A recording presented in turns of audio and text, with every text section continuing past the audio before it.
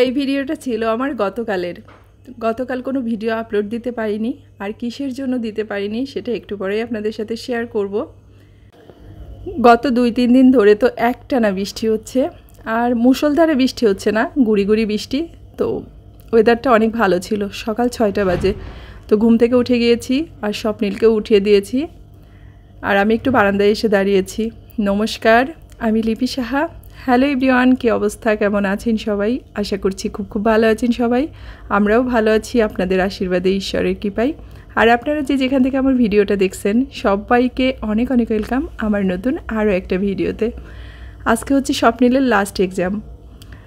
ওর যেহেতু 11:30 থেকে পরীক্ষাটা শুরু, রাস্তাঘাটে প্রচুর জ্যাম, তার উপরে যেহেতু বৃষ্টি আর ভীষণ কাদা, খুবই একটা বিশ্রী আর বাজে অবস্থা বাইরে। তো ওর হলে চলে গেছে, আর এখন আমি হচ্ছে বাসায় চলে যাব। তো বাসায় আসার পর যেটা হয়েছে সেটাই আপনাদের সাথে শেয়ার করব। তাড়াহুড়ো করে বাসা থেকে বেরিয়ে গিয়েছি, মানে চাবিটা নিয়ে বের হইনি। স্বপ্নীলের পাপা বাসায় ছিল, আর ও ভাবছে যে আমি হয়তো চাবিটা নিয়ে গেছি, সে কারণে ও এই যে 2টা তালা বন্ধ করে রেখে গেছে, আর বাসায় এসে হয়েছে এই বিপদটা। তো এই যে টানা 2 ঘন্টা ধরে দাঁড়িয়ে আছি, ভীষণই টায়ার্ড আর খুব খারাপ লাগছে। তো অনেকক্ষণ ধরে আর কি স্বপ্নীলের পাপা চেষ্টা করছে তালাটাকে খোলার, মানে ভাঙার। ওর কাছেও এক্সট্রা কোনো চাবি ছিল না, তো ও শেষমেশ আর কি সেটা পারেনি। ও ওটা অনেকবার ট্রাই করছে, কিন্তু ওর হাতও কেটে গেছে অনেকখানি, মানে এই যে কেসি কেটে আর কি। তারপর আর কি বাইরে থেকে একজনকে আনা হয়েছে।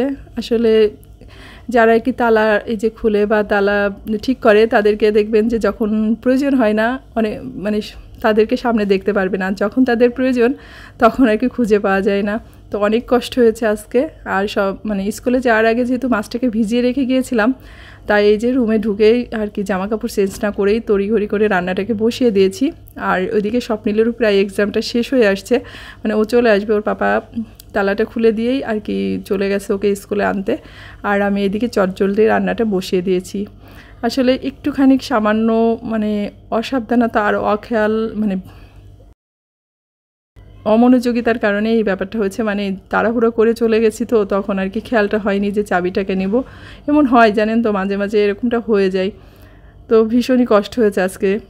তারপর যেহেতু অনেকটাই দেরি হয়ে গেছিলো, তো ভিডিওটা এই কারণে কালকে আপলোড দিতে পারিনি। তারপর রান্না করতে করতে আমার স্টুডেন্টটাও চলে আসছে, ওকে পড়াতে হয়েছে। তো অর্ধেকটা রান্না শেষ করে ওকে আর কি পড়িয়ে নিয়েছি।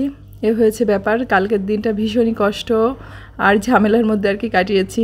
তো আসলে সবসময় বাসা থেকে বেরোনোর আগে আমাদের আসলে প্রয়োজনীয় জিনিসগুলো সবসময়ই খেয়াল করা উচিত। আসলে যারা আমরা এইভাবে একা একা থাকি ফ্যামিলিতে, অন্যান্য সদস্যরা থাকেন না বাসায়, বা যে কোনো কাজের ক্ষেত্রে একটু সাবধান আসলে হতে হয়, না হলে অনেক ঝামেলার ভিতরে পড়তে হয় সামান্য একটু মানে ভুলের কারণে।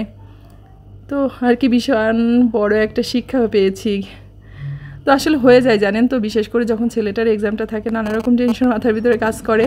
আর সেই সকাল 6টা বাজে উঠে ওকে আর কি পড়িয়েই আমি চলে গিয়েছি ওকে নিয়ে স্কুলে। ও যেহেতু নাস্তাটা খায় না স্কুলে, মানে পরীক্ষার সময় ওর পাপার জন্য একটু নাস্তা বানিয়েছি।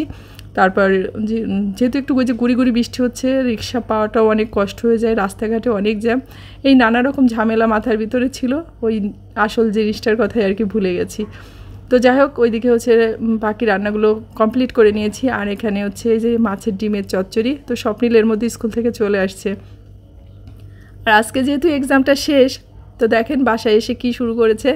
আমি মানে ও হচ্ছে বারান্দাটা পরিষ্কার করতেছে। তো আমি ওকে বলতেছি, আমার যখন এক্সাম শেষ হতো, তো আমি বাসায় এসে কিন্তু রেস্ট নিতাম না, মানে ঘুমাতাম না বা মোবাইল দেখতাম না, এই যে নানা রকম টুকিটাকি কাজ থাকে না, তো এগুলোকে করতাম।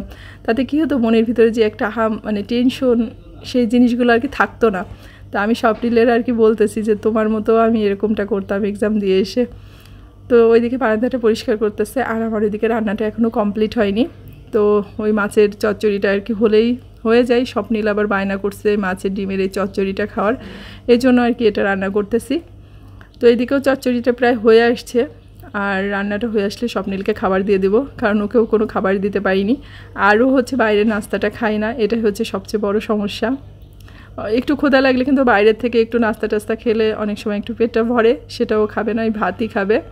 তো এই যে দেখেন কি কি রান্না করেছি। এখানে যে চচ্চড়ি হয়েছে, এখানে কচু শাকটা হয়েছে, কচু শাকটাও কেটে রেখে গিয়েছিল স্বপ্নিলের পাপা, তাই আর কি রান্নাটা করতে পেরেছি।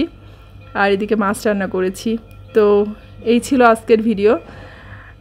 তো সবাই ভালো থাকবেন, সুস্থ থাকবেন, অবশ্যই সাবধানে থাকবেন। ভিডিওটা যদি ভালো লাগে অবশ্যই একটা লাইক করবেন, কমেন্ট করবেন, বেশি ভালো লাগলে শেয়ার করে দিবেন। ভালো থাকবেন সবাই, দেখা হচ্ছে নেক্সট ভিডিওতে।